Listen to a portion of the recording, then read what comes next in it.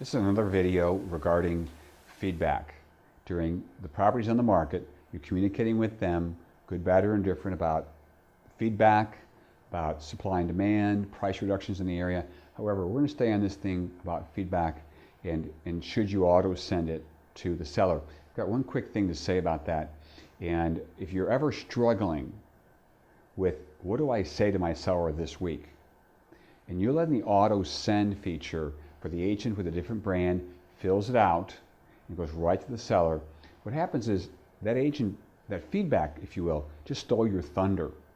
You're desperate maybe to say something to a seller. And I highly recommend you get this feedback and you call your seller. We're missing opportunities to get a feel for how the seller's doing.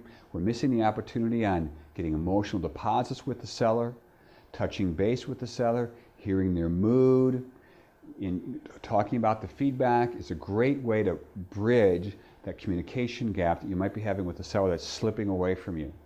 You haven't spoken to them in a couple of weeks, or maybe it was a week ago, it just didn't go well, and now you have a showing. Woohoo! Everybody's excited about it. And so whether it's a showing or the feedback, instead of using the showing service, when you are looking for a way to re-bridge that emotional trust that you have with the seller, is use the showing opportunity to not let the showing company set it up, that you set it up, and when the feedback happens, that you actually call the seller yourself.